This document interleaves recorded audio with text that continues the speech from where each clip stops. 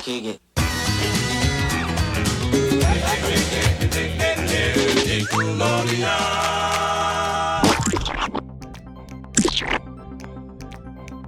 Hello, all of you Slimesters, and welcome to A Conversation With.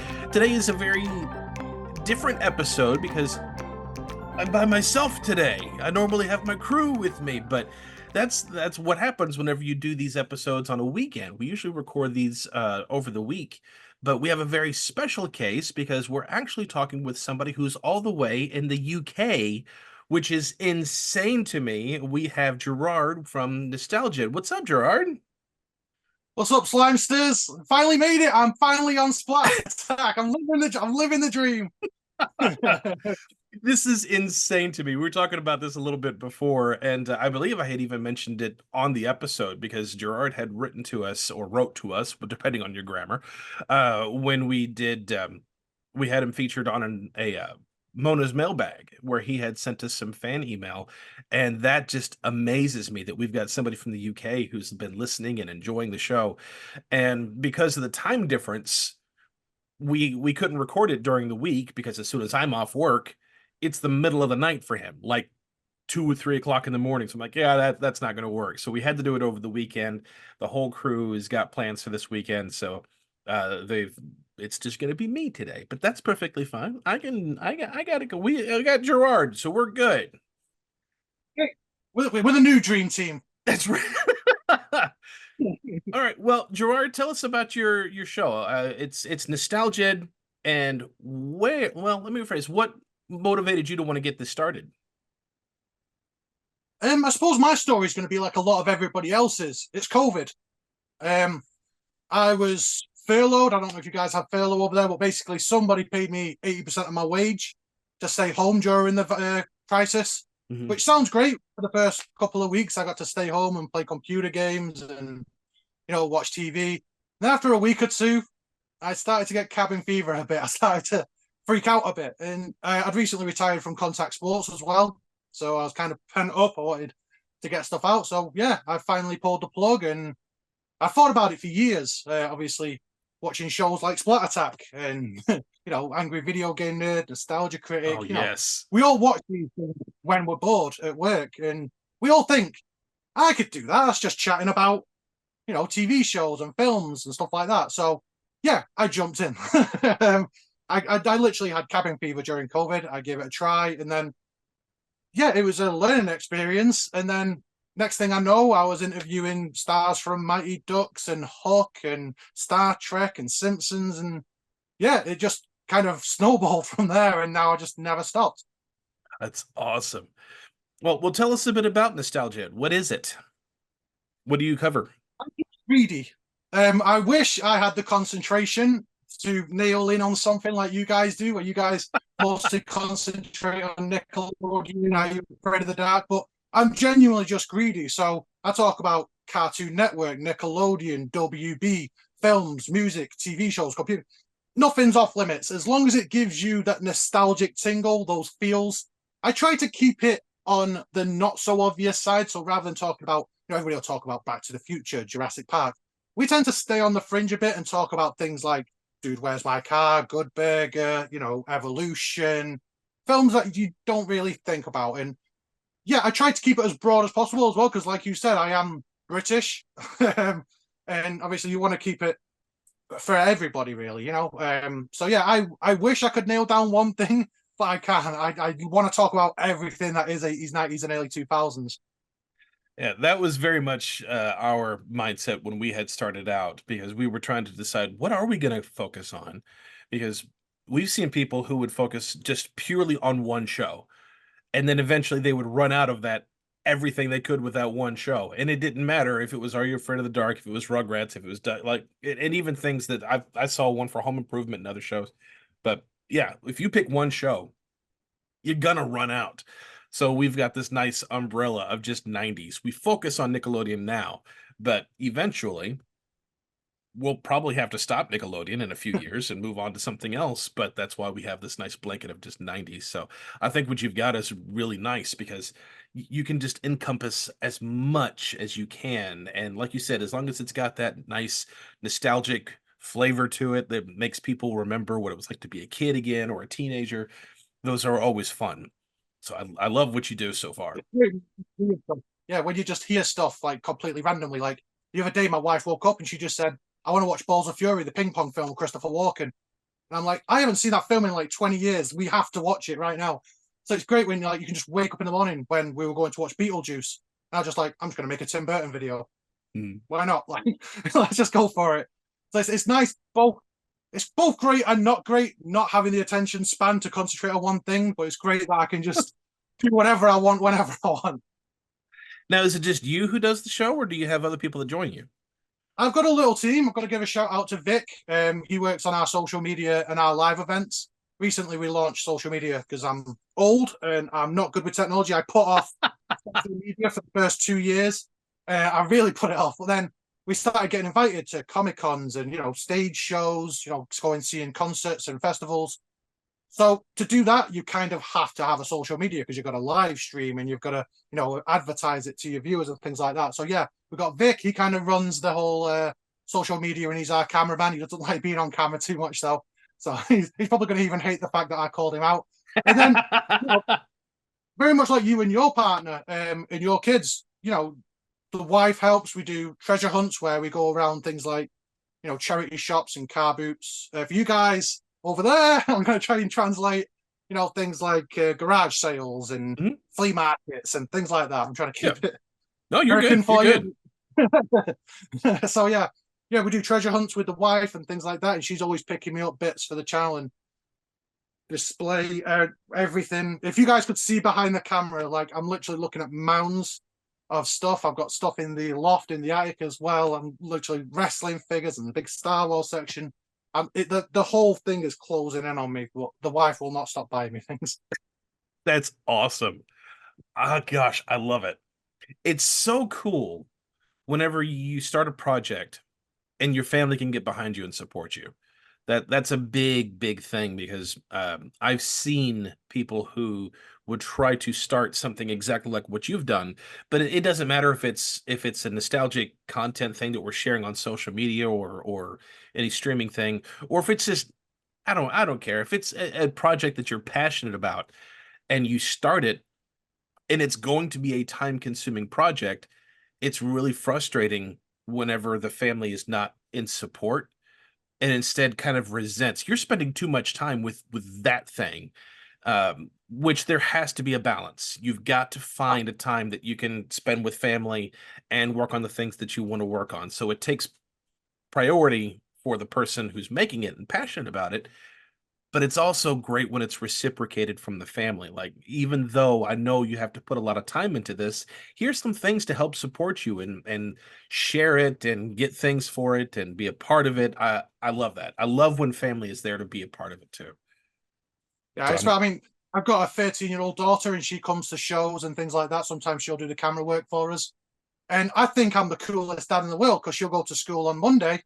Oh, what did you do over the weekend? Well, my dad took me backstage at this show, or I met this band backstage, and we were talking to these celebrities, and we went to a Comic Con, and I met, this person. But I also realize I am not a cool dad in the slightest because while I'm at these things, obviously I'm nerding out. So, for example, we went to a Comic Con in Wales, and my daughter was working the camera, and there's that person. Look at these stands, and then I saw Kimberly from Power Rangers, the pink oh Power yes, Ranger, yes. and I just fell to pieces. And my daughter was so embarrassed. I just turned into a little boy. I was like, "Hi, Kimberly, can you sign my figure for me, please?" And yeah, my daughter was so embarrassed because I had a big crush on Kimberly, the pink Power Ranger. Were you surprised at how tiny she was? Well, I'm 6'4" and 20 odd stone, so anybody looks small next to me. I'm a right tackle. I'm a lineman. Like.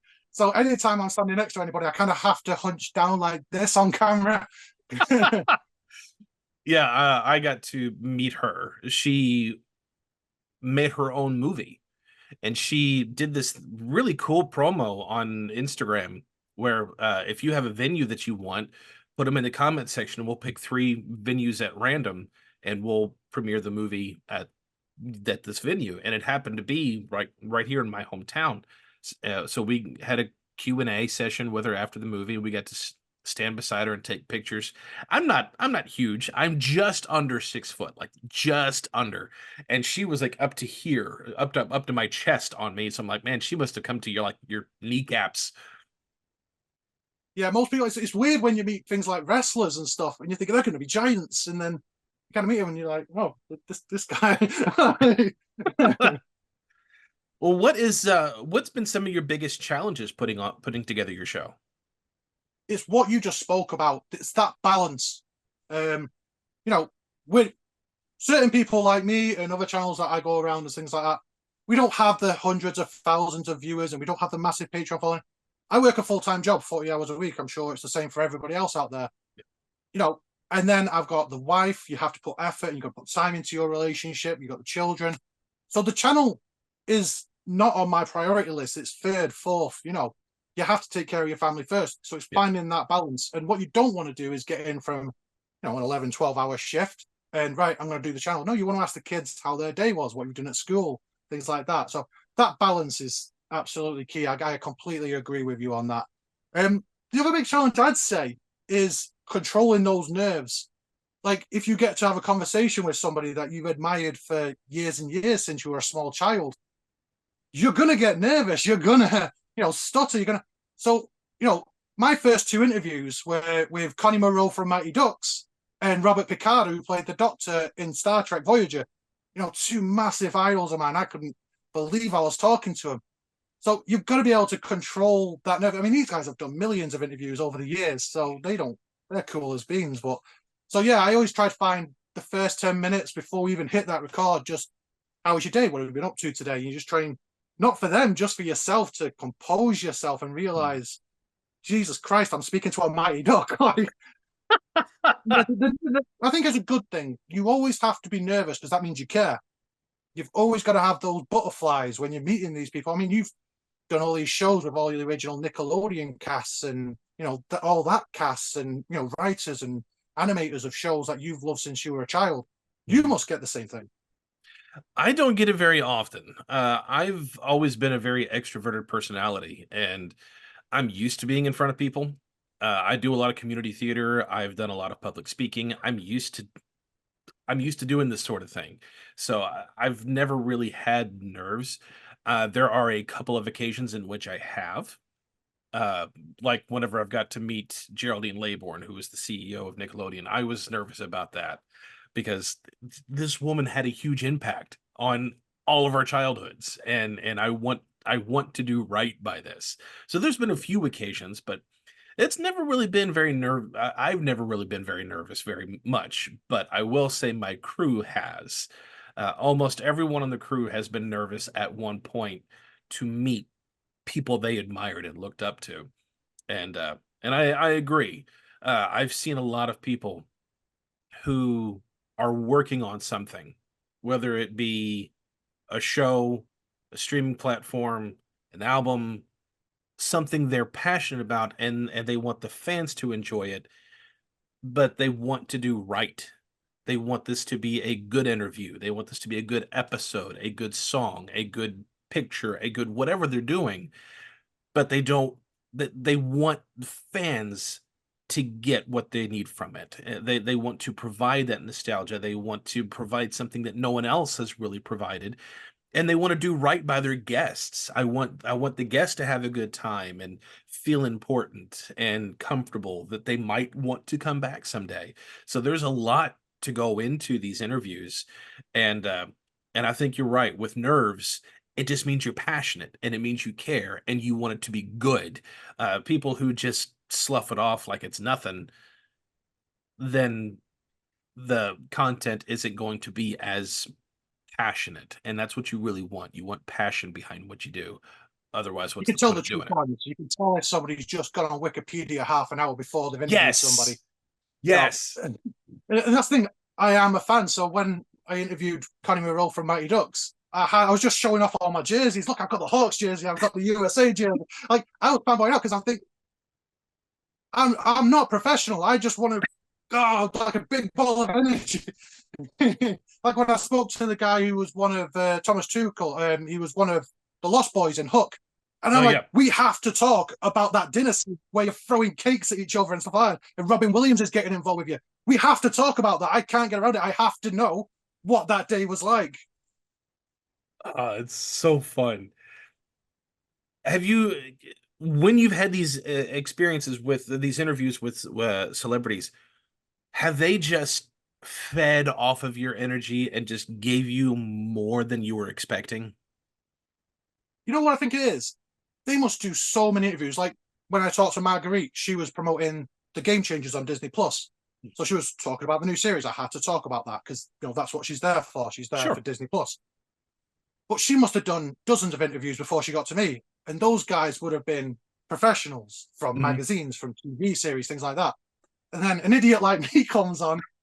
And I'm just like, what was it like to meet Wayne Gretzky and Matty Ducks too? Oh my God, you met the great one. Like, and she was a ball of energy back because she fed off that. And I Mhm. love, like when I was talking to Robert Picardo, I was like, oh my God, you were Johnny Cab in Total Recall. You got to sit in the car with Arnie. What was he like? What's it like to finally meet Arnold Schwarzenegger and things like that? They must get the same questions over and over again. So when an Oh, I'm idiot like me sure. asking Uh, stupid questions, they must love it. they do. From my experience, it's very much the same. You can tell the difference between people who are interviewing who are the, like you said, the professionals who are there to talk about this one thing that they're there to talk about, and then those interviews with fans. And I'm really, really amazed at how many people have agreed to be part of the show and part of these interviews whenever they're still in the business and they're still working, but they love their fans because without their fans, they wouldn't have a career. And the fact that Yeah, people come up and say, yeah, the fact that we would come up to them and say, "Hey, I have a show. I'd love to interview you and get your stories about your experience doing XYZ, whatever." More often than not, it's a yes, I'd love to. When can we? And then once they're part of the show, they're happy to talk to fans and appreciate the fans because the fans appreciated them. So I and yes, because whenever you start talking about something that they don't get a lot, I mean, yes, you get those questions that I'm sure everyone asks, but every once in a while, the fans, they'll get those questions that no one else really asks because the fans want to know every detail of every little thing, even the most random thing that general audiences don't really care all that much about. Like, Yeah, absolutely. I got to And I interview. do prepare myself. It's like when we went to a Comic Con recently. I met Jeffrey from Fresh Prince. So Yes. I go up to Jeffrey and I'm like, Jeffrey, can you do me a favor? Can you sign this? And oh, thanks, Jeffrey. And my wife literally just staring at me deadpan, like, you know his name's not Jeffrey, right? And the guy's like, oh, it's okay. I'm like, cheers, Jeffrey. A friend of mine got to go to a con and met Matthew Lillard, and I, of course, he wanted to. He was a big Scooby Doo fan and Scream fan and all these other things that he has done, but he also he's like a Rolodex of very random pop culture things, and he told me I wish I brought a skateboard and have him sign the skateboard from where he was on Skate TV, which was a very very short-lived Nickelodeon show in the late '80s. And he did tell Matthew Lillard that he said I was gonna bring a skateboard and have you sign that because you were on this. And Matthew Lillard's response was, "What did you do? Did you IMDb my credits before you came to meet me?" He said, "No, I remembered that show. I loved that show." And just the fact that he even remembered that made Matthew really happy that, this one little project I did made an impact on someone, and no one ever really talks about that. So, Oh, I yeah, thought you were it's going to it's say the song different. from 13 Ghosts. Yes. Oh gosh, I couldn't I won't stand go back. him on that movie. You seen it as well? Oh, we must be the two people who've seen 13 Ghosts. No. He was such a punk in that movie. I couldn't stand his character. He did a great job. I hated the character. When he finally died, I was so happy. Well, speaking of celebrities, who are some of the ones that you are? I mean, obviously you mentioned the two from Hook and Mighty Ducks. Has there been anybody else that you've been that are like, what's the word I'm looking for? Holy Grail items, the ones that you're most proud of that you got to interview? I got some interview Right Said Fred. Now, might not mean a lot to you Americans and Canadians and things like that, but Right Said Fred were a big deal here in Britain. They were the guys who did Too Sexy for My Shirt. Those Oh guys. yes, yes. And they are like idols over here. So getting to interview them, that was massive. Who else have I interviewed? I managed to interview Chris Edgley. He was the voice of Nick Diamond in Celebrity Deathmatch. He's Oh, also been in Simpsons and things like that. So getting to speak to somebody who's actually been in that room recording Simpsons with the writers and things like that, with Dan Castellaneta and these kind of people, like that's the elite, to be in that room. So just talking to him about, even if you were there for half a day, to be there at Simpsons recording and in the writers' room, that must have been a hell of an experience. So that was great. I mean, you have to be realistic. You're not going to get Arnold Schwarzenegger, Sylvester Stallone, Selma Hayek. yes. You're not going to get these people on your channel.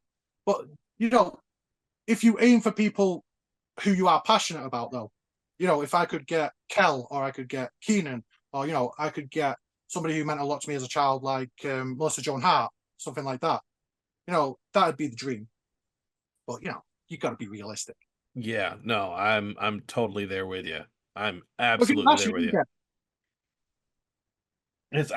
I would love to get them. I want to get Keenan, Kel, Lori Beth Denberg, Danny Tamborelli, Larissa Olenek, Melissa Joan Hart, Josh Server. I want to Who get was Alex those. Mack?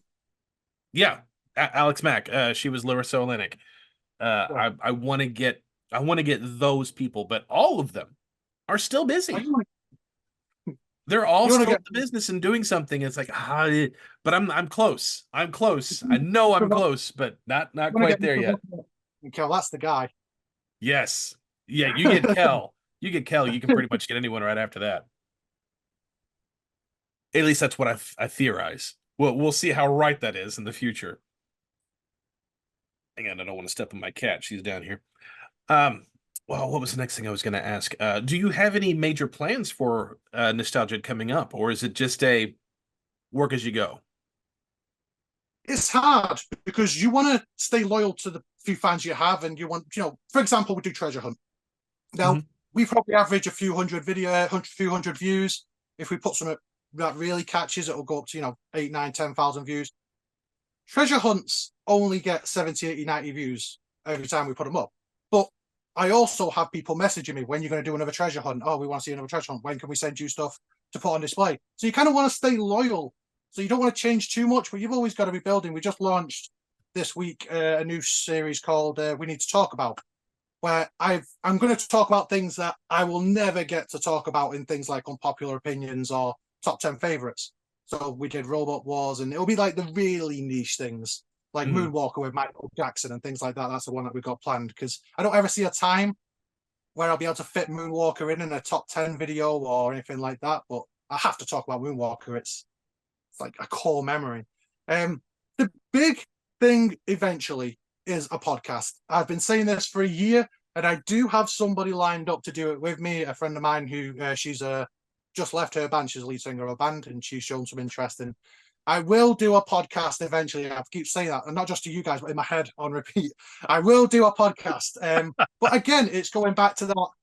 What would I do a podcast about? Can I hone in on one thing? I could talk literally episode after episode about Simpsons, South Park, Buffy the Vampire Slayer, Voyager, Quantum Leap, just a million and one things. Or you could do what a lot of people out there do and do, like a video rental one where you talk about 80s and 90s films that, Yeah. but there's so many of those out there. It's figuring out what to do the podcast about.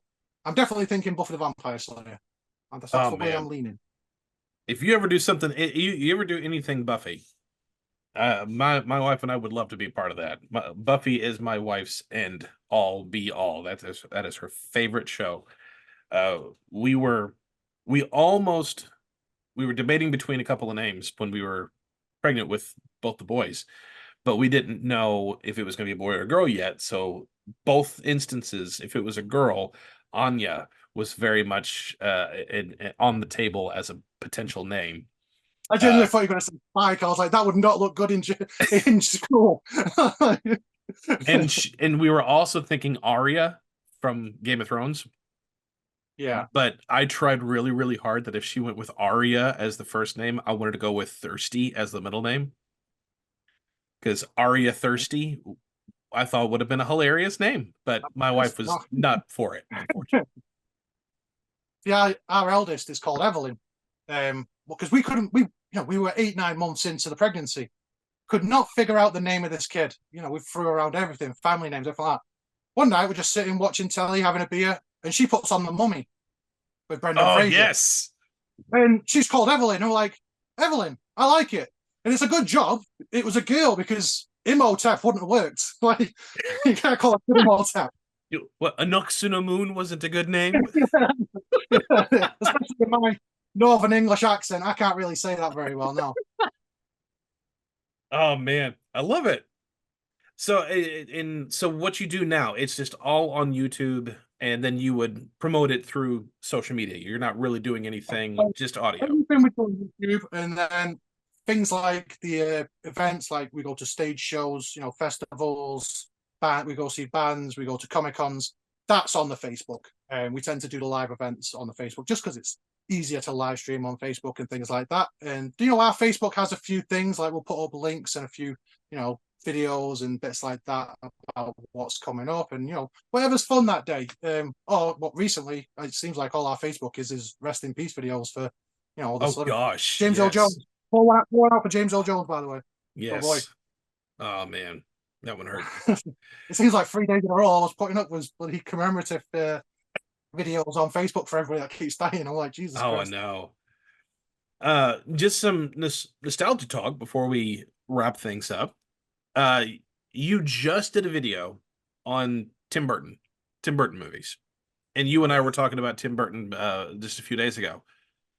What is your favorite Tim Burton movie, and what do you think is his most underrated movie? I'm biased because the best Tim Burton movie is the best movie ever made. It's Batman 1989. It's Yes. simply the best movie ever made. You will not find a better movie than that. It's so quotable. It's friggin' Michael Keaton and Jack Nicholson. Doesn't get better than that. It was a bit controversial doing the Tim Burton top 10 list because I started it and I had Nightmare Before Christmas really low down on it. And I know I people would too. absolutely love Nightmare Before Christmas, but it's just not my thing. It's I'll watch it at Christmas, I'll watch it at Halloween and stuff like that, but it's just not up there for me. I'd rather watch Mars Attacks and Batman, and I'd rather watch Edward Scissorhands. Makes me cry every time, and it's got like this beautiful score, that music playing when she's dancing in the ice and everything. I love that. But yeah, another thing about Tim Burton is he doesn't make that many films, so actually nailing it down to 10. You're looking at films like Sleepy Hollow, Mars Attacks, Alice in Wonderland. There's not that many Tim Burton films, really. Mm-hmm. What do you think is his most underrated? Mars Attacks. I love that film. It's got like the most insane cast you could ever put together. Michael J. Fox, Martin Short, Sarah Jessica Parker's in it, Jack Nicholson, Jack Black's in it. I mean, everybody's in that film. I really liked Ed Wood. That one See, doesn't. that's on the list. I've seen it twice. That's why I couldn't give it as much love as others. I really enjoyed it when I was in high school because I was just beginning to get into filmmaking and what all is going involved in making it. And Plan 9 from Outer Space is just it's fascinating to me. It's a terrible movie, but it's interesting to see about what happened in making this that led to these decisions. And I loved what Tim Burton did with it, and I loved Johnny Depp in that movie. I Yeah, was you could say Johnny Depp's great in every Tim Burton movie. He In, is. He in every is. Tim Burton movie. And then he did Jack Sparrow, and then like every performance after that was like a variation of Jack Sparrow. I'm like, okay, you need to do something different again, Johnny. He Hot needs to take. come back. We need Johnny back. He's been away. He's been away too long. He has. Ghostbusters. Let's talk Ghostbusters for just a sec. Who is your favorite Ghostbuster? Not the movie, but the character. Ooh, can I say Slimer? You can say Slimer. Yeah, I love Slimer. especially in the real Ghostbusters. I was just going to Slime, ask, more for the cartoon? yeah, I love Slimer. I was about to say one of the female Ghostbusters, but I think I'd be kicked off the channel straight away. No, I wouldn't kick you off. I mean, Did you see the last Frozen Ghost or the Frozen oh yeah, Empire? Rogue Empire. Yeah, we were there first in line, and it was okay. It was not bad. No, I like everything. That's my curse. I'm cursed with the fact that I have never seen anything bad. Everything amazes me. Even bad stuff is great to me because there's always something you can love about it. Except for That's one you. thing. I don't want to lose my temper on your channel. You're fine. You're fine. What is it though? You can say The live action Lion King. I hate that film. I'm. I despise it. It's like I said. There's some of the live action Disney's that I don't mind. That one, I despise that film. It just I, didn't need to be made, and it's just a I cash grab. refuse. I despise it. I refuse But to yeah, watch it. sorry, what were we talking about? I lost my temper a bit. It's okay. But No. yeah, Frozen Empire and the one before that, Afterlife. Oh, Yeah. Afterlife! I cried my eyes out when Egon Oh showed up at gosh. the spoilers. Egon showed up at the end. I was in pieces, especially coming up with for Ivan at the end. Oh Oh, Jesus Christ! I was crying like a little girl. yeah. That But was. yeah, I Frozen loved Empire was Afterlife. okay. It's, it's just watching Phil Murray and Dan Aykroyd trying to run. It was just kind of depressing Yeah, I did compared really to when they were trying to enjoy. go. I did really enjoy Frozen Empire. I agree. It's not nowhere near the best, but it's good. I enjoyed it a lot. So yeah, to say it's Yeah, okay, it's I like yeah, suppose it the was. main It was downside okay. of Frozen Empire, the bad guy. Yeah. What was the bad guy? Who was the bad guy? I couldn't tell you now. Whereas things like Vigo, the Scourge of Carpathia, and from previous Ghostbuster films, the bad guys are always the best bits. Yeah. But the bad guy in Frozen Empire really wasn't much. I don't remember his name. Like yeah, Exactly. I don't You remember his remember name. Vigo, don't you? And you remember Janosch, the little guy from Ally McBeal, who was his turned into like a ghost nanny and snatched the baby. You remember that? But you don't Yes, remember the bad guy from Frozen Empire. So yeah, that's where it lost me. The bad guy was kind of shite. but I remember I really liked how they handled the reveal of that character though. This was the first Ghostbuster movie I got to see in the theaters. So I was really, really excited. And my son, my oldest, he's a big Ghostbusters fan as well. Both my boys dressed up as Ghostbusters for Halloween like 2 years ago, and he was afraid of a jump scare. So he didn't want to go to the theater and then it'd be this loud, big jump scare. He doesn't like loud sounds, so he was afraid of that. And I said, Ghostbusters doesn't really do jump scares, so I think we'll be okay. So he You went lied to him. with me. No, no, and they really don't do a lot of jump scares. And he was fine the whole movie, but when the reveal of that character, and then it was just that black, and then it was quiet, I saw my son's hands slowly coming up and starting to cover his ears, and he was waiting for it. And then you heard the character just breathing, and then the slow reveal of him, and then he brings his hands back down, and he was like, okay. I can do this. I'm good. I'm good. And he was. So no, he did. He was a little nervous at first when he showed up, but and then he was good for the rest of the movie. But I did I like how was they handled that. I was a bit naughty. I snuck my eldest into her first 15, her first R-rated film this week. We went to watch Deadpool versus Wolverine, and she's 13, and I snuck her in. I have yet to see that. I'm And really I have excited to see it. flashbacks of I was 9 years old when I snuck into Beavis and Butthead to America. And I was just having flashbacks of being to go 101 Dalmatians with Glenn Close and sneaking into Beavis and Butthead. My son, I can't wait. I'm a big action movie junkie. I love action movies, and I have a whole list of movies I cannot wait to watch with him, like Die Hard, Face Off, uh Speed, so many Lethal Weapon movies. I there's a ton. And every once in a while, just to rib at Mama, every once in a while we'll sit down to watch a movie and he'll say out loud, like scream it across the house so my wife will hear it. Hey, Dad, can we watch Die Hard? I'll say, yeah, sure. And then I'll hear from the bathroom, no. Like, why? Yeah, I think with Halloween coming up, I'm going to try her with a few things, but I'd be worse than her because I hate scary films. I like spooky films. I love things like Casper and Ernest and things Yes. like that. Yes. But I don't do scary films. Like I've never seen a Saw film. I've never seen a Freddy film or I don't watch that kind of thing. But I like spooky stuff like Haunted Mansion with Eddie Murphy and stuff like that. Yeah. But this year we might push it a bit and try something a bit scary. What do you have in But mind? I don't know. Maybe it's more for me than Poltergeist. Maybe I saw Poltergeist when I was 7 or 8, and I only had nightmares for a few years. It with Tim Curry. I mean, it with Tim Curry gave me nightmares when I was a kid. So hell, if I'm going to be traumatized, she might as well be. I was debating on what I want to show my son because we have our set list of movies that we watch every Halloween, like the ones like you said, Hocus Pocus, Nightmare Before Christmas, um, Hotel We tried Transylvania. we tried Monster Squad last year, and Oh, I ended up crying my eyes out when Frankenstein has to go and she gives him the teddy bear. Oh my god, I cry so much. It's not even supposed to be a like emotional film, but for some reason, Monster Squad just hits me hard when Frankenstein has to go.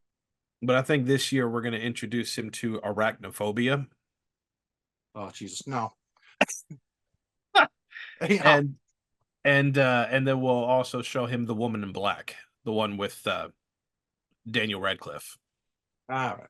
So it's fairly simple, tame. I thought about Poltergeist, but I was like, that that clown, that clown doll. Yeah, we might have to wait a little while on that.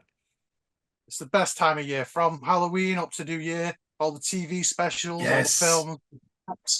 You can't be on a diet from Halloween to Christmas. It's not possible. There's just too much nice. It's all sweets and candies from this point on. The wife gets all the trick or treat stuff ready. I'm just going through the bowl. That one's mine. That one's. I'll keep the Reese's Pieces. I'm a pumpkin fan. I love all things pumpkin, and my wife has gone to the store and came back with like 3 bags of different pumpkin flavored things. And now my youngest has gotten to where he loves it, and he and I will fight over it. Like he took one. It was a little thing of tea cakes, and I had one. And then he goes to have one the next day while I'm at work. I said, "Oh no!" I put it in my bag and took it to work with me, so he couldn't take any more. And then he cried, like, "I wanted some." I saved him some. I brought home some more for him. But yeah, we fight over I the said, I sweets. need to start thinking about Halloween. You start thinking about Halloween for the channel. I don't know what I'm going to do. I've already done top 10 Treehouse of Horror episodes. Maybe I'll do top 10 films that gave me the willies when I was a child. I don't know. Maybe films I watched when I was way too young. Top 10 Halloween episodes, just of any TV show. Oh, If one. yeah. I need to do a Christmas one. Top 10 ghosts. Oh, not bad. Yeah. Or vampire films. There's so Yeah, many top 10 vampire vampires. films. Top 10 werewolves with nards. Kick him in. What did they say in Monster Squad? Kick him Wolfman's in the got balls. nards. All right. Well, if anybody wants to follow and support you, where can they go? Just search Nostal-Ged. We're on Facebook. We're on YouTube. Not hard to find. Just look for the big fat ginger guy.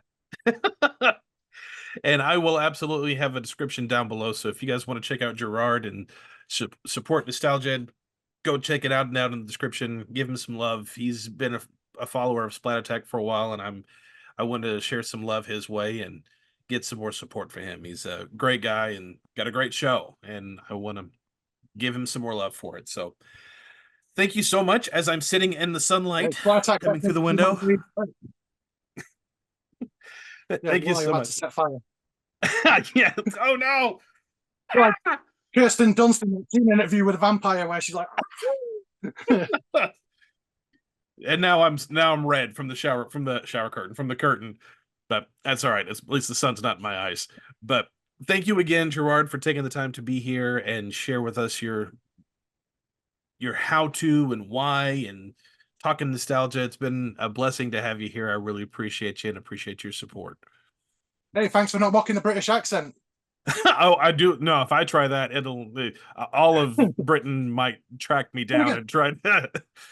Yeah, usually when people and oh, you're British, I'm like, they don't expect them to sound like this. I'm Northern.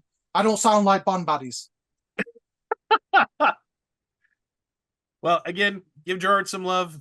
So, go find his channel, check out more of his stuff, see what else he's got coming up, and until the next conversation with episode, we'll splat you guys later. Easy, guys.